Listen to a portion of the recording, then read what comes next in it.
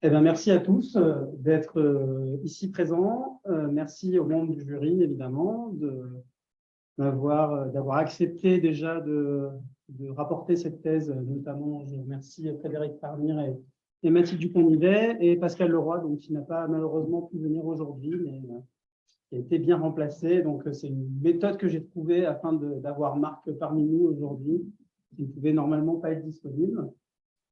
Alors, même si ma connexion est instable, c'est pas grave, on va continuer. Donc, je vais vous parler de la génétique pour relever le défi de la pisciculture, de la durabilité de la pisciculture, afin d'obtenir mon habilitation à diriger les recherches. Et ça ne semble pas marcher. On va utiliser la souris. Et ben voilà, c'est bon. Et donc, pour me présenter très rapidement, donc François Lal, j'ai 39 ans, j'ai passé ma thèse de doctorat au CIRAD en 2010, où je travaillais sur cette espèce, le carité, donc c'est pas un poisson. Je travaillais sur la phylogéographie de l'espèce et l'étude de l'adaptation à des climats environnementaux. Puis, je suis parti au Congo pour un premier postdoc en volontariat international, travaillant sur la sélection récurrente réciproque chez l'eucalyptus en phasement interspécifique Eucalyptus grandis, Eucalyptus europhylla. Et enfin, un dernier postdoc dans le bassin des Guyanes où j'ai travaillé sur essentiellement des travaux de bioinformatique, d'assemblage de génomes et d'identifiant de variants. Et donc, je suis chercheur à l'IFREMER depuis 2013 et donc je suis passé des arbres aux poissons. Alors, je vais vous faire gré de tous les autres aspects administratifs de mes diverses représentations à l'IFREMER au sein de l'unité, etc., parce que ça nous prendrait un temps pas très intéressant. Et donc, j'aimerais démarrer, et c'est pas banal, mais je vais démarrer par les remerciements, parce qu'en général, c'est le genre de choses qu'on garde à la fin, on n'a plus de temps. Et pour moi, c'était quelque chose de très important, en particulier à l'endroit de Béatrice Chapin, qui m'a laissé un héritage très riche, surtout du point de vue de ses collaborations, qu'elle a nouées notamment avec François Bonhomme du CNRS, avec Edwige Quillet de l'INRA, avec Pierre Caffray du CISAF et évidemment avec Marc qui est ici présent.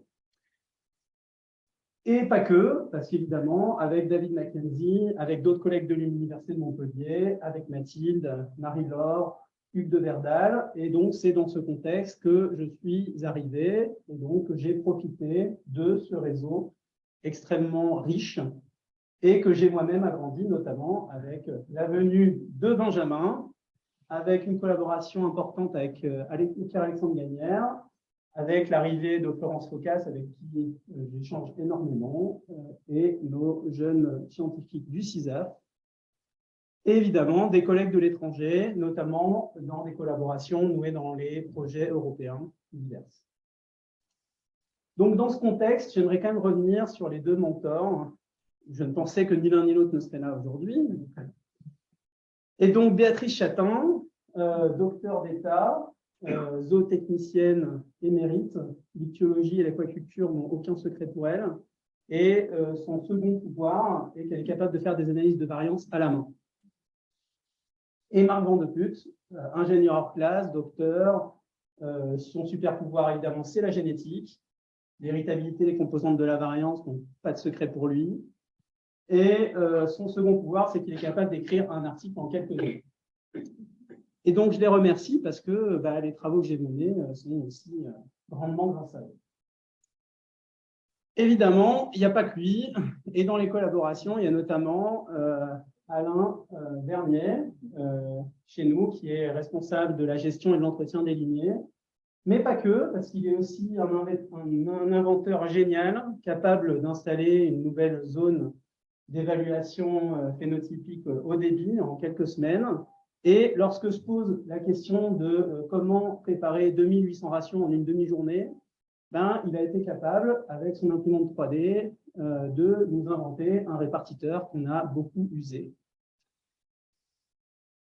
Et en plus de cela, j'ai aussi avec moi des collaborateurs qui s'occupent des poissons, Marie-Odile notamment, qui est au petit soin pour les stades larvaires, François Ruel, qui amène nos poissons de la taille juvénile jusqu'à la taille adulte, et Stéphane Lallemand, zootechnicien émérite au pilotage des géniteurs.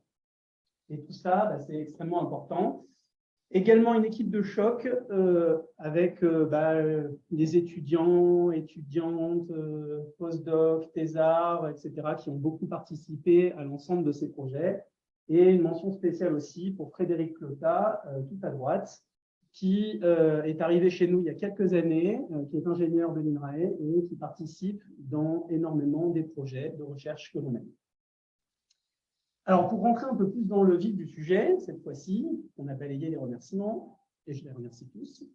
Quels sont les grands défis de l'aquaculture du bar? Et pour comprendre ça, je vous propose de jeter un coup d'œil à la dynamique de production du bar depuis les années 50.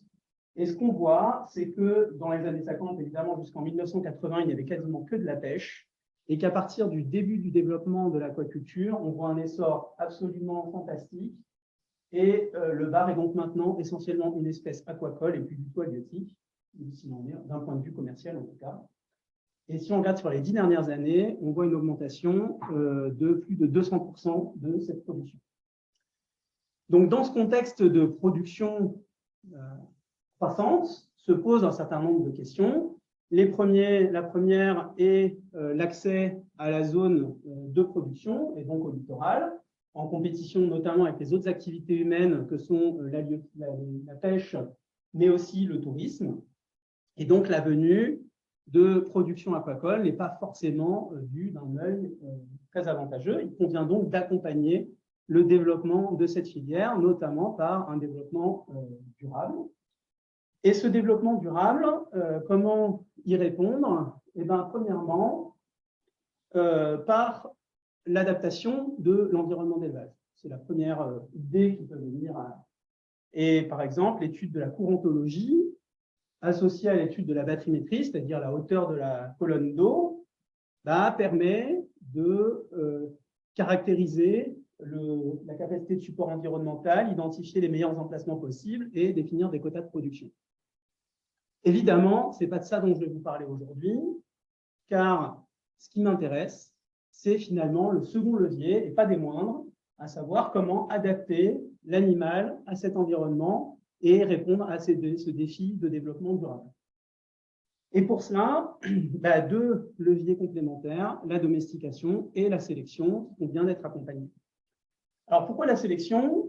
Je vous propose très rapidement de faire un tour dans Lascaux il y a 18 000 ans et d'observer cette peinture rupestre où l'on voit cette Homo sapiens terrassé par un auroch, Bostorus primigenus, donc l'ancêtre à l'origine de notre vache domestique que l'on peut apprécier maintenant dans son côté extrêmement placide. Et donc, l'aquaculture du bar, le bar étant en aquaculture depuis à peu près 40 ans, comme je vous l'ai dit, nécessairement va nécessiter un accompagnement de la domestication de cette espèce pour un développement optimal de la filière. Le second point, la sélection, est le processus par lequel on va pouvoir adapter la production à des besoins particuliers. Le besoin de production, par exemple, d'un lait de qualité, d'une chair de qualité, que ce soit pour différentes espèces, ou encore la production de matières premières, comme pour fabriquer ce magnifique pull hipster. J'ai espéré que personne ne m'appelle, je ne suis pas perdu. Et donc, dans mes activités de recherche, je me suis intéressé en particulier à des caractères, vous l'avez compris, qui sont en lien à la durabilité, en particulier à la domestication, notamment avec l'étude du comportement, mais aussi au déterminisme du sexe, pour accompagner la domestication de l'espèce, de la croissance, des caractères de durabilité, que sont notamment la résistance aux maladies, l'efficacité alimentaire, les rendements de production et l'interaction au génotype milieu. Alors évidemment, on ne va pas avoir le temps de traiter l'ensemble de ces points aujourd'hui, je n'ai pas 8 heures, et vous non plus d'ailleurs. Et donc, je vous propose de vous concentrer sur 3 de ces points. La résistance aux maladies, pour lequel je vais faire un focus sur la résistance à la nodavirose chez le bar, avec l'encadrement de 2 étudiants, ou le co-encadrement de 2 étudiants, pardon, et l'accompagnement d'une postdoctorante et des projets support. L'efficacité alimentaire, avec encore une fois des étudiants et des postdoctorants et des projets support, et de même pour le déterminisme du sexe que j'aborderai en fin d'exposé, avant les perspectives. Donc, pour démarrer sur la résistance aux maladies, et en particulier sur la question de la résistance à la nodavirose. Alors, premièrement, pour vous dépeindre ce qu'est cette maladie, c'est une virose qui provoque la nécrose des tissus cérébraux du bas et un état pathologique en fait proche d'un Parkinson avec le poisson qui est désorienté, qui nage en spirale et qui n'est plus capable de s'alimenter. Cette maladie se développe en eau chaude, entre 25 et 30 degrés, et donc risque d'augmenter avec les effets du changement climatique, et peut être extrêmement sévère et décimer jusqu'à 100% d'un lot. Il n'y a pas de traitement face à cette maladie. La vaccination est possible chez des animaux adultes, ou en tout cas pardon, des animaux de taille suffisante, mais impossible chez des alevins. Et le traitement de la qualité d'eau est certes possible, mais irréalisable en conditions de production en mer ouverte. Donc, reste la sélection génétique comme moyen d'action pour contrôler cette maladie. C'est dans ce contexte que j'ai pu encadrer la thèse de Kahn, qui a soutenu donc, sa thèse en 2017 sur les bases génétiques de la résistance à la nodavirose des populations naturelles. Alors, pourquoi les populations naturelles nous ont intéressés? Eh bien, parce qu'il y avait une connaissance grise qui voulait que les populations de l'Est de la Méditerranée pourraient être plus résistantes face à cette maladie d'eau chaude, puisque ayant été confrontées à ce virus de façon plus importante. C'est pour ça qu'on a utilisé donc, les ressources génétiques dont je vous ai parlé au début, afin de faire ce croisement sur une même base femelle, de mâles provenant d'Atlantique, de Méditerranée ouest et de Méditerranée est, de 2 origines différentes. Une fois ce croisement réalisé, nous avons effectué un challenge infectieux et en résultat, nous avons pu effectivement observer une très forte différenciation de résistance avec des populations atlantiques très sensibles, avec seulement 40% de survie, et des populations à l'inverse de l'est de la Méditerranée qui sont quasiment résistantes à 100% pour certaines d'entre elles. Et, l'identification, en tout cas l'estimation des premiers paramètres, des premières estimations d'héritabilité de résistance d'environ 26%. Donc, 26% de la résistance, de la variance de résistance peut s'expliquer par de la génétique. C'est dans ce contexte que donc, pour aller plus loin avec notamment la génomique, j'ai pu déposer le projet GENSI en coordination, un projet multipartenaire dans lequel nous avions prévu de développer notamment des outils pour mettre en place la sélection génomique pour la résistance aux pathogènes du bar et de la dorade.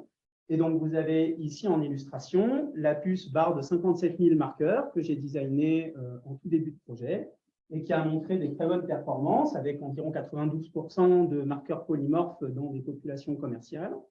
Et aujourd'hui, cette puce est extrêmement utilisée. J'ai fait le compte avec Jean-Siane en fin 2021. Et à ce moment-là, 140 puces avaient été utilisées, soit 53 730 animaux génotypés grâce à cette puce. Donc, c'est un outil qui sert au-delà de ce projet GENSI.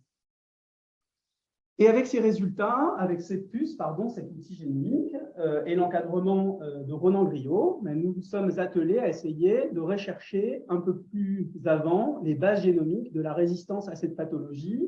Et nous avons pu identifier notamment, dans 2 cohortes commerciales et 4 familles de rétrocroisement, un très fort QTL dans le chromosome 12 du génome de l'espèce, c'est-à-dire une zone très fortement associée à la résistance, mais avec un intervalle de confiance très large et donc une impossibilité d'identifier les gènes sous-jacents expliquant cette variation de résistance. Donc, il était important de gagner encore en précision. En complément, dans cette thèse, on ne s'était pas intéressé qu'à l'architecture génomique de la résistance, mais aussi à la capacité de prédire les animaux les plus résistants. Et ce qu'on a pu obtenir, c'est un calcul d'héritabilité génomique d'environ 40% et une amélioration du gain de précision d'environ 25% entre la sélection génomique par rapport à une sélection classique sur pédigré. Donc, à partir de ce moment-là, les privés intégrés dans ce projet de recherche ont pu entreprendre une démarche de sélection génomique pour la résistance à la nodavirose à partir de 2019.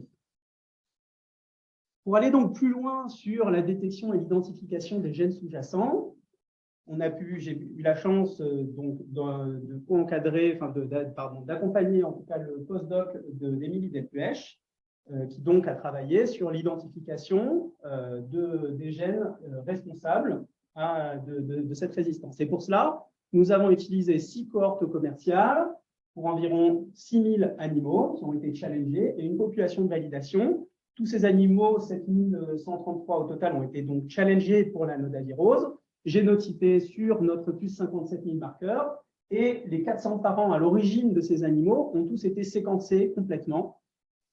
Les variants à partir de ces animaux ont été récupérés, 8 millions de variants, 2,5 millions après contrôle qualité, et l'ensemble de ces variants ont été imputés sur les séquences, sur le génome des descendants, et donc ont permis une association pangénomique très fine.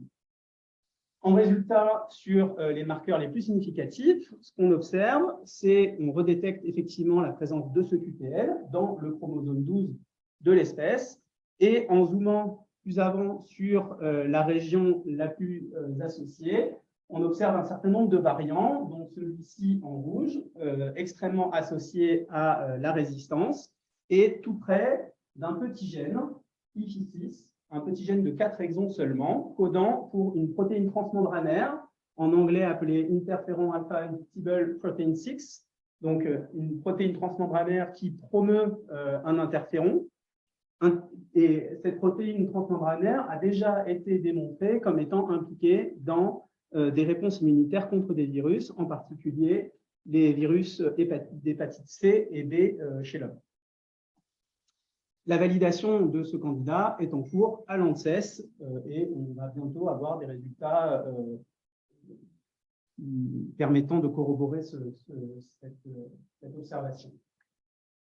En complément, le marqueur le plus associé, vous avez ici la variation de résistance des animaux doublement sensibles à ce marqueur, c'est-à-dire qui ont 2 fois l'allèle de sensibilité, par rapport aux animaux qui ont doublement l'allèle de résistance. Et donc, on voit une augmentation additive de cette résistance qui peut aller jusqu'à 40% dans la population répondant le mieux.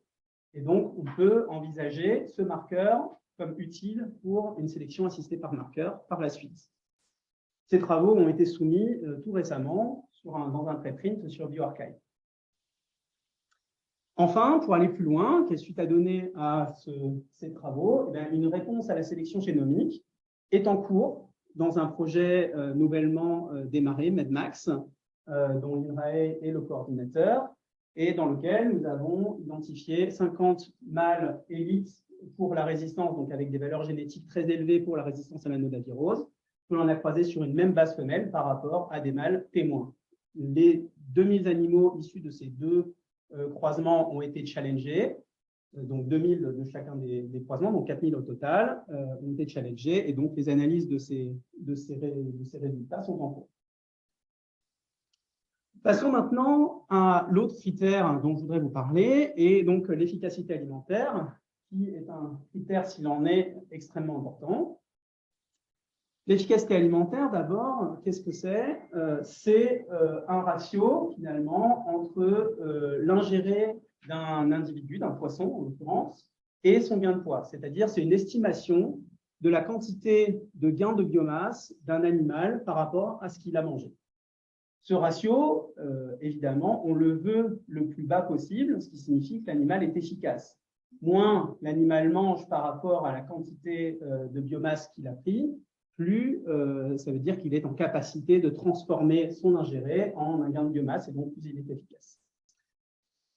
Ce critère est très important car il permet à la fois un gain économique.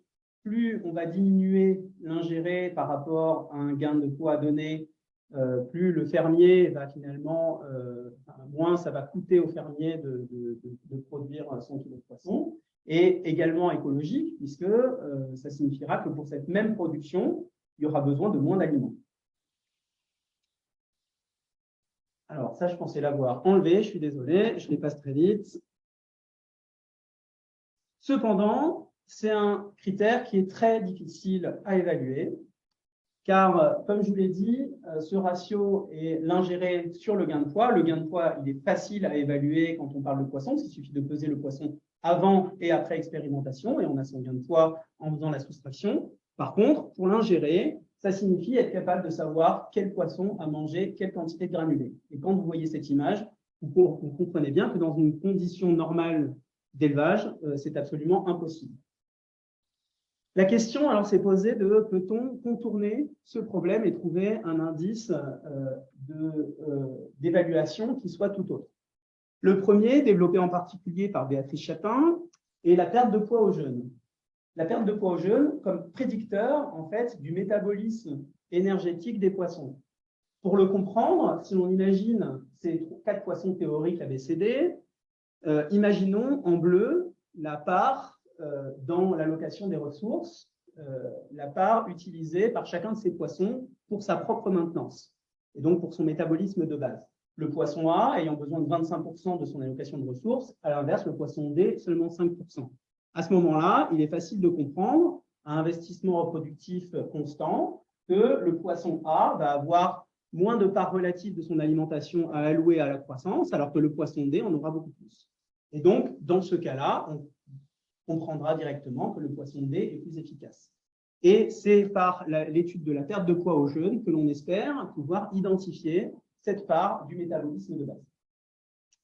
C'est donc ce qui a été fait par des phases de mise à jeun et de croissance chez le bar, et avec une estimation d'héritabilité, donc une part significative de la variance explicable imputable à la génétique, et avec une validation phénotypique où on avait montré à ce moment-là, c'était des travaux menés par Béatrice Chapin, je n'étais pas encore là, qu'il y avait bien une différence au niveau du RFI. Alors, c'est un critère un peu différent, ce n'est pas l'indice de conversion, c'est un autre critère, je ne vais pas passer trop de temps à le détailler, mais qui est un autre élément de mesure de l'efficacité, où on montrait que les verts sont plus efficaces que les rouges, car ils sont en dessous de la courbe.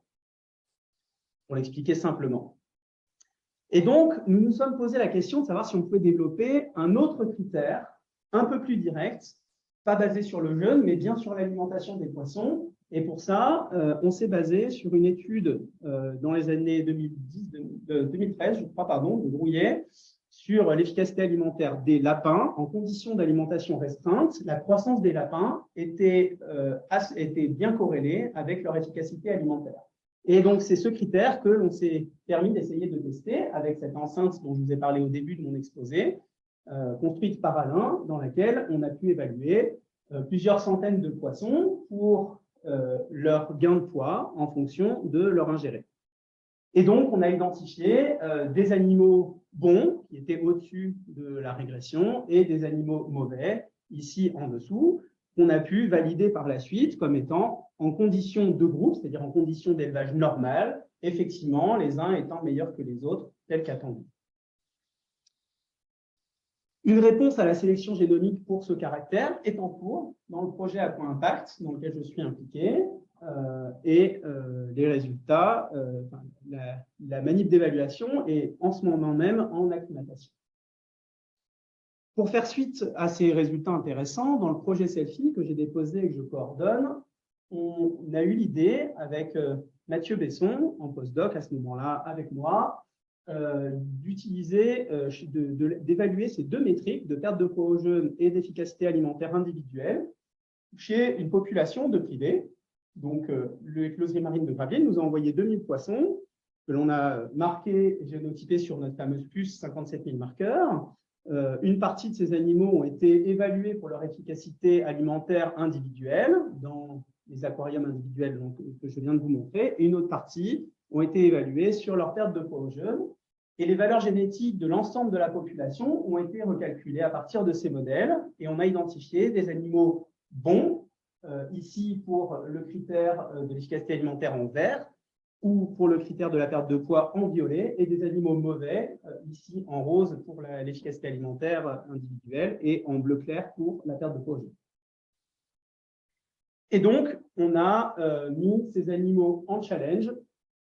Et donc, dans le détail, on a obtenu 455 phénotypes avec une héritabilité génomique de 0,22 pour l'efficacité alimentaire individuelle, qui a permis d'identifier 120 animaux comme bons et 120 mauvais.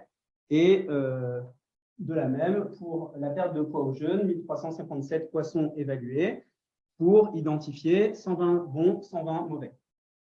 Et en réponse à cette classification, on a estimé l'efficacité alimentaire en conditions de groupe de ces bons et de ces mauvais. Et en résultat, on a bien observé que ici en rose, les mauvais pour l'efficacité alimentaire individuelle ont un indice de conversion très supérieur aux bons pour l'efficacité alimentaire individuelle. On a donc une réponse directe très importante.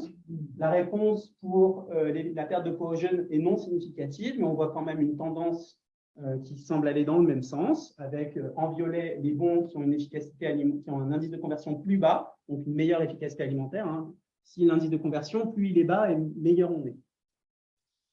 Et également sur le second critère, qui est donc l'ingéré résiduel, RFI, où on voit des différences entre les groupes, et en particulier pour notre groupe de perte de poids aux jeunes, où on voit ici les animaux mauvais pour la perte de poids aux jeunes qui ont un ingéré résiduel très supérieur aux animaux bons pour la perte de poids aux jeunes. C'est-à-dire qu'en termes de différence, les bons animaux ont mangé 173 grammes de moins que les mauvais qui ont mangé 194 grammes de plus sur cette période d'évaluation en groupe. Donc, c'est une différence quand même déjà significative. Le problème qu'on a observé en parallèle de ça, c'est que les bars les plus efficaces étaient aussi les plus gras. Or, ça allait à l'encontre de la théorie qui veut que les animaux les plus maigres, théoriquement, soient plus efficaces que les animaux les plus gras. Car ça signifie qu'en déposant des protéines, en fait, ils déposent plus d'eau qu'en déposant des lipides qui, elles, sont plus réfractaires à la quantité d'eau. Et l'hypothèse récente qui me convainc le plus, même si elle n'est pas encore parfaitement en tout cas claire pour moi, ce serait celle d'une hypothèse d'un catabolisme des acides gras lié à une alimentation hyperprotéinée, qui serait peut-être trop riche en protéines pour le bar. Et donc, l'excès de protéines entraînerait une catabolyse des acides aminés en acétyl-CoA, et qui est donc un précurseur ensuite d'une lipogénèse. Pour aller un peu plus loin sur ces acides gras, on s'est aussi posé la question de savoir s'il y avait des différences en termes de qualité d'acides gras à l'intérieur de ces poissons, parce que finalement, avoir du gras dans le filet, ce n'est pas forcément très grave, d'autant plus si c'est du bon gras. Et effectivement, dans le postdoctorat de Maud Duranton, en ce moment même, on a étudié la variation de ces acides gras et observé un taux de DHA et de PA supérieur chez les efficaces par rapport aux inefficaces. Ne me demandez pas, pour l'instant, je n'ai pas encore l'hypothèse qui explique ça, mais en tout cas, il y a des différences significatives et ces EPA et DHA sont des acides gras très recherchés et très importants, des acides gras polyinsaturés et qui sont très importants pour l'alimentation humaine et pour l'aquaculture notamment. Alors, quoi de plus sur l'efficacité alimentaire et comment aller plus loin? Eh bien, en fait, comme je viens de vous le dire, la plupart en tout cas, les deux critères que je viens de vous exposer sont des critères d'évaluation individuelle dans des conditions très particulières. Or, les poissons ne sont pas élevés dans des verres à dents et pas élevés dans des petits aquariums individuels comme ça. Ils sont élevés en groupe. Or, un phénotype individuel et un phénotype en groupe n'est pas forcément le même. Simplement parce qu'en conditions de groupe, les poissons ont tout un réseau de communication, un réseau de sociabilisation qui fait qu'ils ne se comportent pas de la même manière. Et donc, il est difficile de comparer directement ces résultats.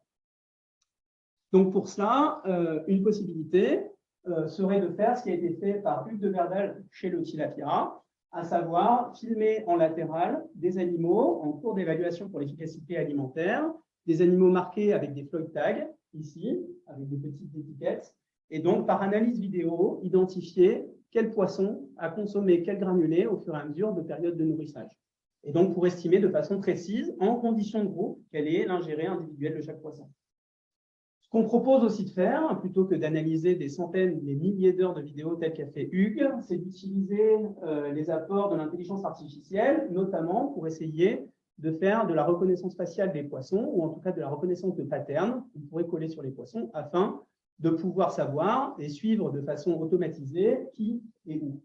Ça a été fait chez le saumon pour y arriver sur le bar. Enfin, une autre possibilité serait de suivre la cinétique d'incorporation d'isotopes stables, du carbone et de l'azote, comme moyen d'estimer la quantité d'ingestion des poissons. Et des premiers travaux ont été réalisés dans la thèse de Charles Rode à ce sujet. Le dernier gros morceau que je voulais vous exposer aujourd'hui est sur le déterminisme du sexe et donc l'importance d'étudier ce caractère chez le bar. Alors, je vais repartir sur cette diapo que vous avez déjà vue, simplement pour vous dire que on est dans un contexte où la production du bar est arrivée à un certain niveau de maturité et avec une grande production, et qui dit maturité, à ce moment-là, souvent dans la production animale, dit des problèmes liés au sexe. Et concernant le bar, les problèmes liés au sexe sont essentiellement liés au sexe ratio, qui est extrêmement biaisé dans les populations d'élevage, qui peut atteindre 75 à 95% de mâles, donc biaisés vers les mâles, dans ces populations. Cela alors même que les femelles sont plus intéressantes parce qu'elles maturent plus tardivement et parce qu'elles sont 20 à 30% plus grosses. C'est donc important d'être capable, en capacité d'identifier les mâles et les femelles. Et alors, est-ce si difficile? Eh bien, chez des espèces comme la nôtre, ça semble assez simple et avec simplement des caractères sexuels, on est capable d'identifier facilement des mâles et des femelles. Et quand bien même il puisse y avoir un petit doute, à ce moment-là, il peut y avoir souvent des caractères sexuels secondaires qui peuvent permettre d'identifier à ce moment-là le sexe. Dans le cadre du bar, ce qu'on savait, eh bien, en fait, c'était assez peu de choses. Que la différenciation s'opérait à environ 8 cm, on ne peut pas ouvrir un bar à chaque fois qu'on veut savoir si c'est un mâle ou une femelle. Donc, voilà. Donc, en tout cas, physiologiquement, anatomiquement parlant, la différenciation s'opère à environ 8 cm. Et on observait un dimorphisme sexuel de taille et un dimorphisme sexuel à partir d'environ 7 cm grâce à des marquages précoces d'animaux. Mais il était impossible à ce moment-là de savoir si ce dimorphisme de taille était existant antérieurement ou pas. Pour cela, avec le postdoctorat de Sarah Fagion, on a développé une méthode de marquage de très petite taille. On a développé une méthode pour marquer des poissons avec des microchips d'environ 500 microns de taille. Ici, vous avez une image en grossissement de cette injection en cavité intrapéritonéale, qui nous a permis donc de suivre des larves individuellement sur des longues périodes jusqu'à temps qu'elles soient sexables, et donc d'identifier la période à laquelle le dimorphisme sexuel se met en place, à savoir dès 30 mm, c'est-à-dire dès 3 cm à peu près, la différenciation déjà s'opère. Si on replace, sur le plan génétique, il est important de comprendre qu'il n'y a pas de chromosome sexuel. Donc, il n'y a pas de chromosome XY, ZW. Ça, chez le bar, ça ne fonctionne pas. Marc Van de Putte a théorisé en 2007 un modèle de déterminisme polygénique à seuil où il y a une forte influence de la génétique avec une héritabilité très forte de 0,60, donc 60% de la variance de la différenciation s'explique par la génétique. Et pour comprendre cela, si on imagine un marqueur avec une valeur rouge, mettons que c'est une valeur féminisante, et une valeur noire qui est la valeur masculinisante.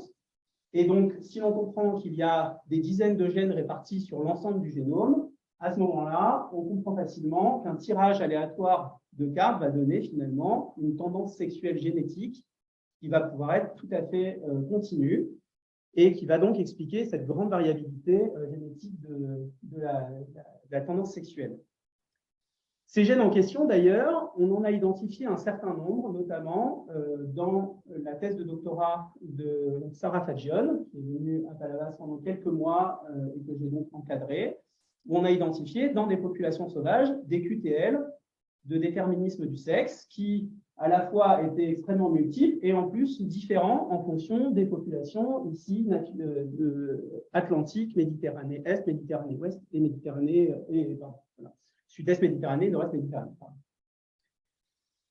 Et donc, utilisant cette variation génétique et en y ajoutant un effet de l'environnement, on peut comprendre que le phénotype sous-jacent du sexe chez le bas soit un phénotype continu, en réalité, lié à la distribution de ces gènes aléatoirement par l'ALN Leyos. Et donc, si on reprend ces projections, on peut comprendre que dans la nature, cette tendance génétique sous-jacente va donner 50% de mâles, ici en gris, en haut à gauche, et 50% de femelles. Ce qui va se passer, c'est que dans un contexte d'aquaculture, l'effet de l'environnement, l'effet fixe de l'environnement, en fait, va décaler cette moyenne de sexe phénotypique. Et donc, ce qu'on va observer, c'est un excès de mâles, ici vers la gauche, le déplacement de la moyenne, et un déficit de femelles. Et donc ici, on va pouvoir identifier en quelque sorte des espèces de néomâles liés à l'effet de l'environnement, c'est-à-dire des animaux qui génétiquement auraient pu devenir femelles dans un environnement naturel, mais qui ont terminé comme mâles. Donc ça, c'était la vision de la génétique. Et pour compléter ça, sur le plan zootechnique, ce qu'on avait pu observer, c'est une période de sensibilité aux stéroïdes et à la température, donc une période pendant laquelle l'application d'une température élevée a tendance à provoquer des mâles. Et à l'inverse, quand on pousse une température froide pendant trop longtemps, et bien là aussi on fait des mâles. Donc il a fallu, en quelque sorte, piloter une sorte de montée en température au bon moment, pour éviter d'avoir trop de mal dans la descendance. Et sur le plan physiologique, en fait, pas grand-chose. Jusqu'à il y a peu de temps, la seule connaissance qu'il y avait tangible était une augmentation de la production d'aromatase gonadique en lien avec la différenciation femelle. Aromatase gonadique, il y a quelque temps, qu'on a mis en évidence, différentiellement exprimée aussi en fonction de marques épigénétiques, et qu'on a pu utiliser comme moyen d'identifier des mâles et des femelles a posteriori à l'âge adulte. Cependant, il manquait cette zone-là, c'est-à-dire une fenêtre dans laquelle forcément il devait se passer quelque chose puisqu'il y avait une différenciation dimorphique entre les mâles et les femelles, par la taille notamment, mais pendant laquelle on ne savait pas quels étaient les signaux qui avaient pu être à l'origine de tout cela. Donc la question qu'on s'est posée avec Benjamin Geffroy en 2016, si je m'abuse, c'était, et finalement, est-ce qu'on pourrait utiliser un modèle de prédiction génomique pour prédire la tendance sexuelle de nos animaux et utiliser cette tendance sexuelle pour identifier des signes physiologiques précoces liés à la différenciation mâle-femelle. Et donc, pour ça, on a bâti une population sur une même base femelle et 8 mâles qu'on a élevés et qu'on a mis dans 2 environnements, un féminisant à gauche, le bleu, l'autre masculinisant, à droite, le rouge, donc température froide féminisante, température chaude masculinisante. Et donc, ces animaux ont été suivis jusqu'à un âge où ils ont pu être sexables. Et donc, on a ici notre population d'apprentissage d'environ 1000 individus. Et à différents moments, à 10 jours, à 30 jours, à 60 jours, à 120 jours, des prélèvements d'animaux ont été réalisés dans les 2 environnements afin de réaliser des analyses de transcriptomique et des analyses de génomique pour prédire le sexe théorique de ces animaux. Donc ça, c'est notre population à prédire. Et pour prédire le sexe, on a utilisé une formule assez simple, qui est un peu notre couteau suisse, un modèle animal, avec comme valeur à prédire le sexe, qui est modulé par des effets fixes liés à la température, à l'environnement, à la température et au bassin, et une matrice d'apparentement génomique ici, traduite par la variation génomique utilisée par la puce. On a pu estimer avec sa déshéritabilité, évidemment, prédire des tendances sexuelles pour la suite. En résultat, on a effectivement observé un fort impact de l'environnement. Ici, en bleu, le taux de femelles est supérieur à 50%, alors qu'ici, dans l'environnement rouge, dans ce masculinisant, on a seulement 25% de femelles pour 75% de mâles. Donc, effectivement, le traitement a bien fonctionné et on a bâti un modèle à partir de ces données de puce, un modèle fiable à environ 75%, mais très fiable aux extrémités du modèle, qui sont les extrémités qui nous intéressaient le plus, notamment. Et grâce à ça, à ce modèle, bâti sur cette population d'apprentissage, on a pu prédire les petits prélèvements dont je vous ai parlé avant, à différents jours. D'abord, à 120 jours, on a pu prédire des animaux et identifier des gènes différentiellement exprimés en lien avec la différenciation mâle-femelle, et des gènes nouveaux en particulier, liés à l'effet de la température, c'est-à-dire qui ont des fonctionnements qui sont différents en fonction du traitement thermique. Alors, je ne rentrerai pas dans ce détail parce que c'est vraiment la partie réalisée par Benjamin. Des gènes également un peu plus précocement, etc. Et donc, grâce à ce travail, qui a été publié l'année dernière dans PNAS, on a pu identifier un certain nombre de nouveaux gènes interagissant avec la différenciation et donc combler cette fameuse case dont je vous avais parlé tout à l'heure. Pour finir avec cet exposé, très rapidement, pour surtout la suite, je voudrais vous parler de la sélection pour la robustesse, qui est un petit peu le Graal de ce qu'on espère faire pour demain, notamment en lien avec le changement climatique et l'obtention d'un projet ANR, Fishness, qui a démarré l'année dernière. Cette année, pardon. Et donc, on fait tellement de choses que c'était l'année d'avant. Et donc, sélectionner la robustesse, c'est un critère, c'est quelque chose d'extrêmement important. Vous avez ici les projections du GIEC quant à l'évolution de la température de surface en Méditerranée en 2070. Et ce qu'on voit, c'est que, quelles que soient les projections, il va y avoir une forte augmentation de toute façon, d'à peu près de quasiment 3 degrés. Surtout dans les zones de forte production, ici en Grèce, ici en Espagne. Donc, ces zones-là vont être très fortement impactées, et en particulier par des vagues de chaleur, qui sont en fait l'élément principal qui va les embêter, c'est-à-dire des augmentations très brutales et très rapides de la température de surface, et dont les poissons dans des caches ne vont pas pouvoir se prémunir, ne vont pas pouvoir descendre plus bas que le fond de la cache. Et donc, va s'accentuer le problème de la résistance aux pathogènes, évidemment. Alors, on ne va pas revenir là-dessus puisqu'on a déjà bien travaillé sur la nodavirose, mais on peut imaginer aussi à d'autres pathologies sous-jacentes et notamment à des parasitoses qui risquent d'augmenter. L'importance d'étudier l'interaction génotype-environnement, identifier des animaux, ici par exemple en vert, qui est une stabilité de croissance dans des environnements très variés ou avec des aliments variés aussi pour pouvoir faire face à des problèmes d'approvisionnement, par exemple, de matières premières. Ça, c'est des choses qui sont extrêmement importantes. Et donc, plutôt privilégier des animaux qui aient une norme de réaction stable, c'est-à-dire qui se comportent de façon équitable dans différents environnements, plutôt que des animaux hyper performants dans un environnement, mais qui le seraient moins dans un autre. C'est également le cas pour faire face à des événements extrêmes, d'identifier des génotypes d'animaux. Ici, on voit le TGC, donc le taux de croissance modulé par la température, où on peut imaginer que face à ici un pic de chaleur, des animaux puissent se comporter différemment et subir plus ou moins finalement ce pic de chaleur en ayant derrière des performances extrêmement dégradées. Et ça, c'est également quelque chose d'important et qu'on va essayer d'aborder dans ce projet Fishness. Enfin, on peut s'attendre à ce que des modifications liées à ces changements climatiques puissent s'opérer, notamment sur le comportement des animaux, sur leur sociabilisation, et ça, c'est un critère qui va être aussi abordé et qui est très important pour la durabilité de la pisciculture.